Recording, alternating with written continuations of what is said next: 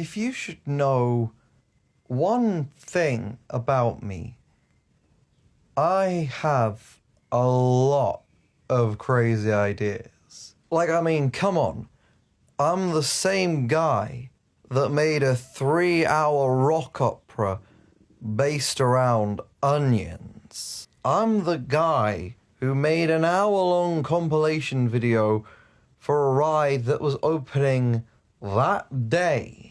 And I'm the guy who eventually wants to make an entire ass video talking about his unironic adoration for balloons, of all things. But sometimes, you know, an idea comes into my head. An idea just sort of pops into there. And I think to myself, this is crazy. But this might just be crazy enough to work. Let's talk about theme parks, baby! Basically most, if not all of my life, I have been absolutely obsessed with theme parks. Actually, obsessed doesn't even start to cover it. I'd say more just in love with theme parks. And any time I got to go to one of them as a kid was just an absolute treat. You know, whether it was Legoland, whether it was Paultons, you know, wherever it was always such a beautiful, such an amazing experience.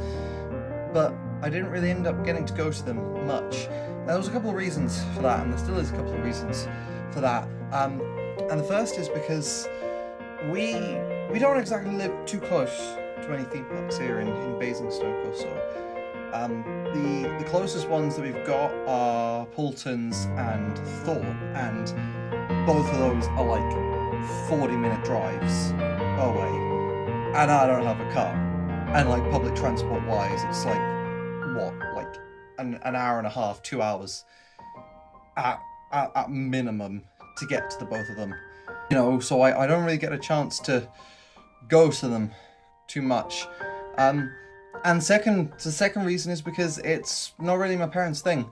And it's never really been my parents' thing. So, you know, it'd always kind of be like a, you know, once, couple times a year sort of thing, you know, for your birthday or whatever, because, you know, they were just never really like that into it or whatever, really. But I've always just been absolutely in love with them. I've just always been absolutely in love with theme parks. And, you know, literally going from, you know, just you know, even just a child, I was in love with, you know, with roller coasters and stuff. You know, even though I was too scared to go on like pretty much all of them, you know, like I would just, you know, watch all of these videos and stuff, all of these POVs, and it was like I was too scared to actually go on any of the coasters. But I was just like, I was just fascinated. I was just absolutely fascinated with these things. And you know, and as I've grown up more and more, I eventually sort of got to the point where I could, you know, take on the bigger coasters that, you know, didn't have any inversions or whatever. So, you know, a lot of them at Paultons or whatever, I could, you know, I could pretty much take on. And then, you know, recently on my, you know, visit to like Thorpe Park or whatever, I actually went to Thorpe Park solo last September or so, and I'm actually planning to do so again this September. But I actually, you know, sort of managed to really get over my fear of like inversions and stuff. Like, I'd done Nemesis Inferno many years prior to that, but, you know, it was only once, you know, I was actually at Thorpe Park, and then also Alton Towers before that as well. You know, because I was able to get on Nemesis Reborn and Galactica, and, you know, these other coasters that had inversions and stuff, and, you know, I was completely fine. I was completely fine, you know. And all of this time, you know, I thought, like, oh, you know, I can't do inversions too intense for me, or whatever. But that really wasn't the case, it turned out, in the end. I'm just absolutely in love with roller coasters at the moment. You know, I'm just absolutely in love with roller coasters and theme parks and all of these different things. But I don't get the chance to go to them much. So this is where the point of this video comes in. This is where the point of this challenge comes in, because an idea crosses my head one day. I think it was probably last weekish or so.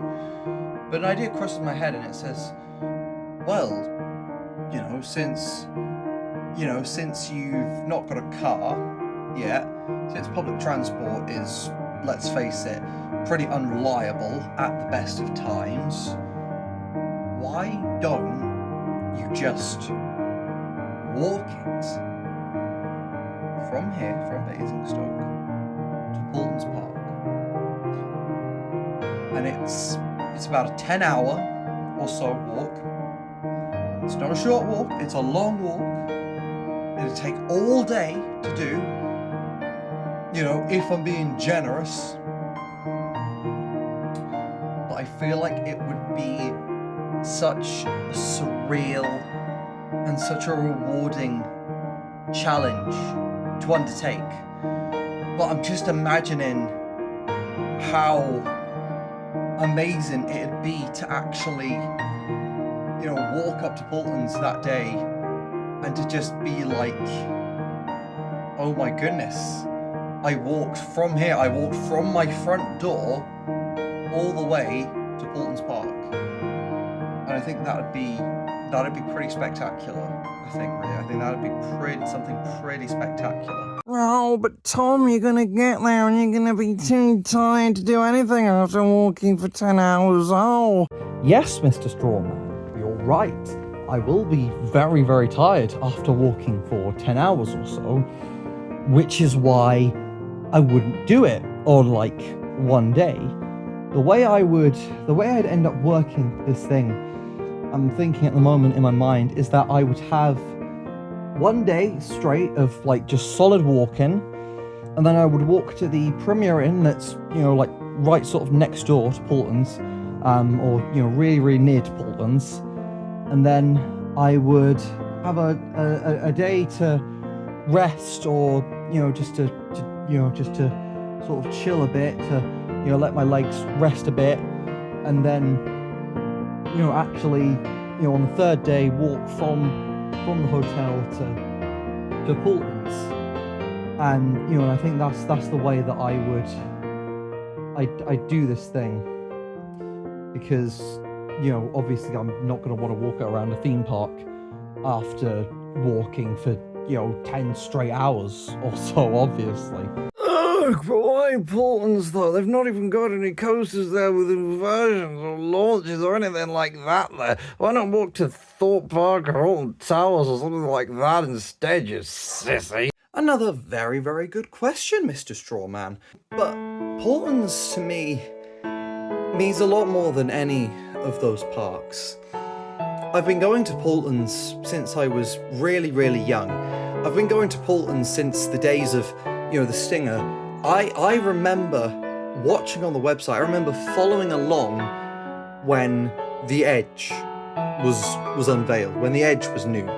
I remember following along when Magma was the newest thing that they had there. I remember watching the little series that they had where they were talking about Magma, and there was this girl, and and she was talking about about Magma, about the new ride that they had or whatever at the time, and that was over 10 years ago. That was 2014 now, and I've just been in love. I've just been in absolute love with Paultons ever since. They are by far my favourite UK theme park.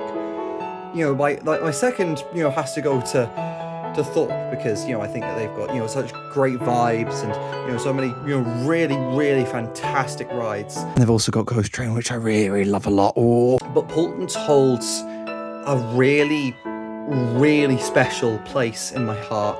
The way they look after the park, the way they do theming so well, the way they cater to everything, especially recently with the opening of Ghostly Manor, they've just kept upping their game more and more and more, throughout the years, ever since Peppa Pig World or whatever opened, and and because it's the closest ish park to me, only around 40 minutes or so drive away. It's got a really, really special place with me. It's got a really, really special place, and honestly, I'm so excited to see the future of this park. I'm so excited.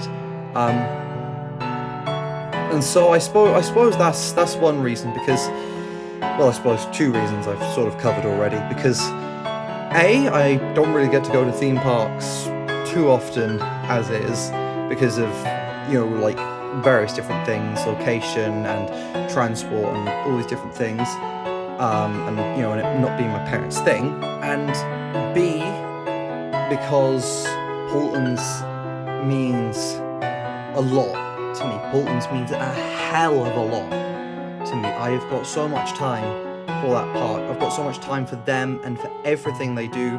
You know, the fact that it's still a family-run park after all of these years is just crazy to me. It's just crazy. And like, you can call it glazing all you want, but I am a certified Paultons glazer, as it were. I am a certified Paultons glazer. And I suppose above all else, the angle of this as well I'm going with is its independence. You know, I've failed my driving test 3 different times now. I'm just retaking my theory test because it ended up expiring.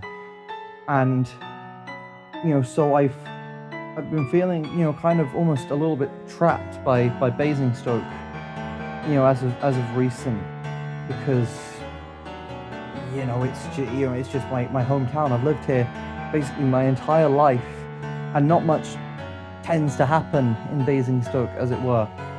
And so, you know, doing this and doing this entire challenge, I suppose, is a way to sort of reclaim my independence. I'm not relying on anything else to get there. All I am relying on is myself and my own feet, which I am going to blur here. Because even though I don't have many followers, I'm not giving that shit away for free. You're going to have to subscribe to my OnlyFans coming 2057. Oh, can't just go from a 1 hour walk to a 10 hour and like 40 something minute walk. You're going to fail. You're going to fail, boy. And I'm going to be there and I'm going to laugh at you. Yeah. Yes, Mr. Strawman, right again. I can't. I would fail. So this is why I'm not going in instantly. I'm going in with a bit of a run-up, so to say. So from me standing here now to my actual walk to Paultons, there are 20 different levels that I want to go through that I shall explain right now. Level 1. For the very first leg of this journey, I'll be heading from here to Festival Place Shopping Centre, and this is about an hour or so walk. Level 2. For the second stepping stone of this series, I'll be walking from here to Crabtree Plantation, which takes about an hour and a half walk. Level 3. The third step of this journey will take us to Chinham, and this is around a 2 hour or so walk.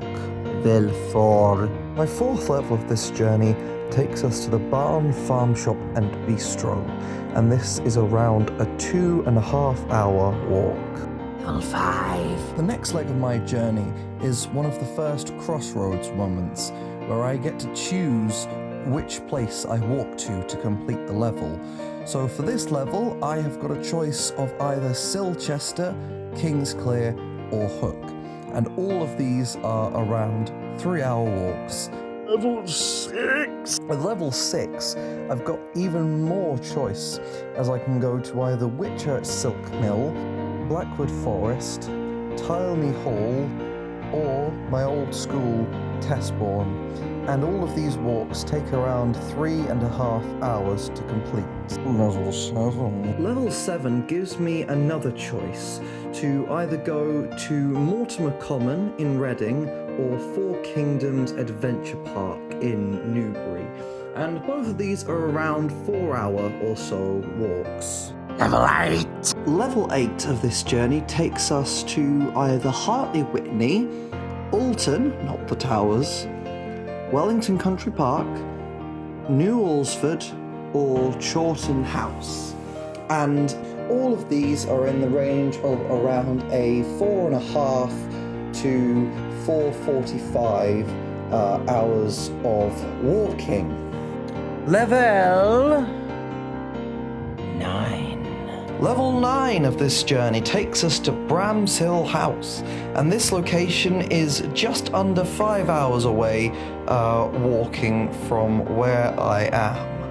Ooh, level 10. Halfway. Oh, wee. As we now reach the halfway point with level 10, we have a choice of either Newbury or Highclere Castle that we can go to for this level of the journey. Both of these take approximately 5.5 hours to walk to, making it a perfect halfway point for this journey of mine.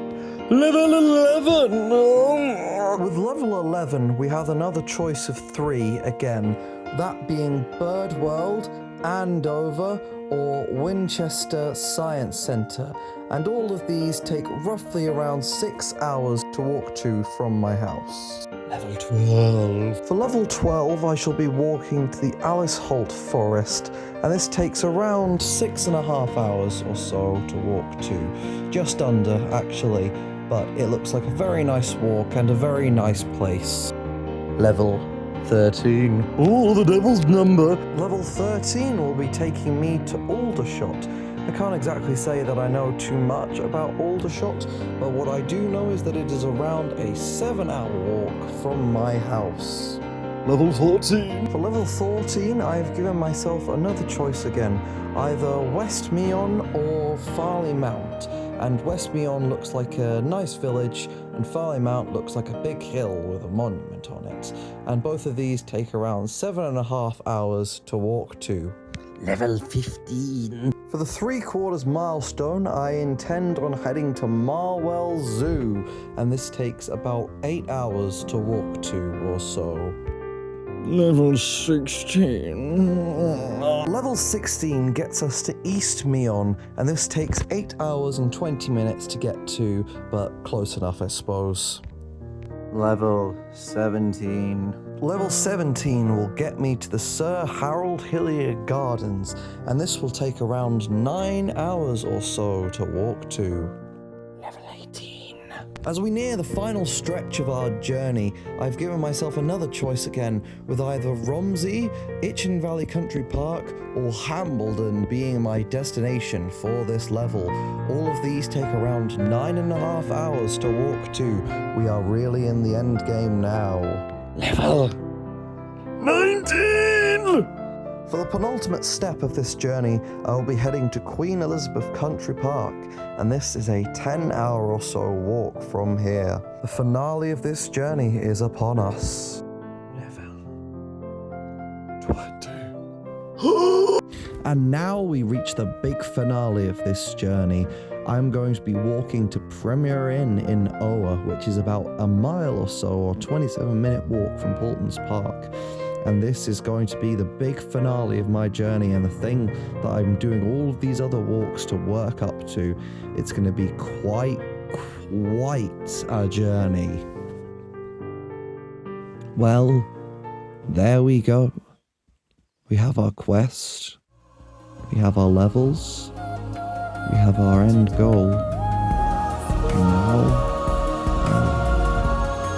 the only thing left to do